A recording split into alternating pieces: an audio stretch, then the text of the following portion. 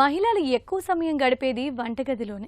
వివిధ రకాల ఎలక్ట్రానిక్ పరికరాలు, గ్యాస్ సిలిండర్ వంటి ప్రమాదకర వస్తువులు ఉండే వంటగదిలో ఎంతో అప్రమత్తంగా ఉండాలి. లేదంటే ప్రాణాలకే ప్రమాదమని నిపుణులు చెబుతున్నారు. నేటి శ్రీనిలయం కార్యక్రమంలో వంటగదిలో గ్యాస్ సిలిండర్ లీక్ అయినప్పుడు తీసుకోవాల్సిన జాగ్రత్తలేంటో తెలుసుకుందాం. ఇంట్లో లేదా అపార్ట్మెంట్లో గ్యాస్ సిలిండర్ పేలిన ఘటనలు తరచూ మనం వార్తల్లో చూస్తుంటాం. అయినా కొంతమంది ఈ విషయంలో నిర్లక్ష్యం వహిస్తుంటారు. ఇలా ఉండడం ఎంత ప్రమాదకరమో తాజాగా జరిగిన ఈ ఘటన రుజువు చేస్తోంది. ఓ ఇంట్లో ఓ మహిళ గ్యాస్ స్టవ్ కు సిలిండర్ బిగిస్తోన్న సమయంలో ప్రమాదవశాత్తు పైపు ఊడిపోయి గ్యాస్ బయటకెగజిమ్మింది. దాంతో ఏం చెయ్యాలో పాలుపోని ఆ మహిళ సిలిండర్ ని లాక్కొచ్చి హాల్లో పడేసి బయటకి పరుగు తీసింది. కాసేపటి తర్వాత సిలిండర్లోని గ్యాస్ పూర్తిగా బయటికి వెళ్లిపోవడంతో మరో వ్యక్తి సహాయంతో సిలిండర్ ను అక్కడి నుంచి బయటకు తీసుకెళ్లడానికి ప్రయత్నించింది. అయితే అప్పటికే ఆ ప్రాంతమంతా గ్యాస్ లీక్ అవ్వడం, లైట్లు ఆన్ చేసి ఉండడంతో వంటగదిలో ఒక్కసారిగా పేరుడు లాంటి శబ్దం వచ్చి భారీగా మంటలు ఎగిసిపడ్డాయి. దాంతో గదికి ఇరువైపులా తలుపులు తెరిచి ఉండడంతో వారిద్దరూ బయటకు పరిగెత్తారు. అదృష్టవశాత్తు ఎలాంటి ప్రాణాపాయం జరగకపోయినా ఈ ఘటన మహిళలందరికీ ఓ హెచ్చరిక లాంటిది అనడంలో సందేహం లేదు. అక్కడి సీసీ కెమెరాలో రికార్డైన ఈ దృశ్యాల్ని ఓ నెటిజన్ సోషల్ మీడియాలో పంచుకోవడంతో ఈ వీడియో వైరల్ గా మారింది. వంటింట్లో ఇలాంటి ప్రమాదాలు జరగకుండా గ్యాస్ సిలిండర్ వాడకం విషయంలో పలు జాగ్రత్తలు తీసుకోవాల్సి ఉంటుంది అంటున్నారు నిపుణులు.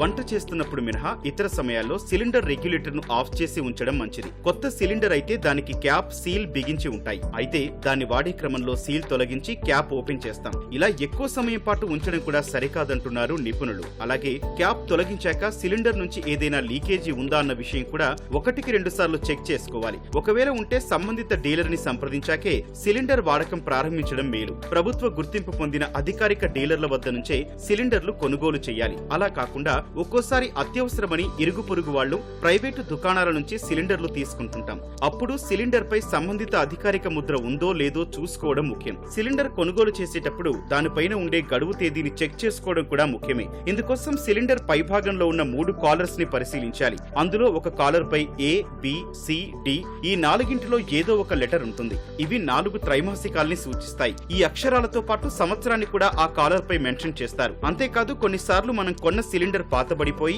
తుప్పు పట్టినట్లుగా ఉండొచ్చు. అలాంటివి డీలర్ కి తిరిగిచ్చేసి కొత్తవి తీసుకోవడం మంచిదంటున్నారు నిపుణులు. అలాగే గ్యాస్ పైపులకు గడువు తేదీ ఉంటుంది. ప్రతి 5 ఏళ్లకోసారి ఈ పైపుల్ని మార్చాల్సి ఉంటుంది. ఈ క్రమంలో పైపుపై పేర్కొన్న గడువు తేదీని పరిశీలించడం మంచిది. సిలిండర్ ను ఎప్పుడూ నిలబెట్టే ఉంచాలి. అలా కాకుండా వంచడం, నేలపై పడుకోబెట్టి తీసుకురావడం వంటివి చేస్తే గ్యాస్ లీక్ అయ్యే ప్రమాదం ఉంటుందట. ఇటు స్టవ్ వద్ద, అటు సిలిండర్ రెగ్యులేటర్ వద్ద బిగించిన పైపు బిగుతుగా ఉందో లేదో తరచుగా చెక్ చేసుకోవడం మర్చిపోవద్దు. వదులుగా ఉంటే రెగ్యులేటర్ దగ్గర ఆఫ్ చేసి తిరిగి బిగించడం మంచిది. ఈ క్రమంలో సహాయం కావాలనుకుంటే సంబంధిత నిపుణుల్ని సంప్రదించాలి. అలాగే సిలిండర్ రెగ్యులేటర్ కూడా నాణ్యమైనదే ఎంచుకోవాలి. అది సిలిండర్ కు బిగించేటప్పుడు సరిగా అమర్చామా, బిగుతుగా పట్టిందా అనేవి పరిశీలించుకోవాలి. కిచెన్ లోని వేడిని ఎప్పటికప్పుడు తొలగించేందుకు ఎగ్జాస్ట్ ఫ్యాన్లు, చిమ్నీలు ఆన్ చేసి ఉంచాలి. ఇంట్లో చిన్నపిల్లలు, పెట్స్ ఉంటే వాళ్లను కిచెన్ లోకి రానివ్వకుండా జాగ్రత్త పడటం మంచిది.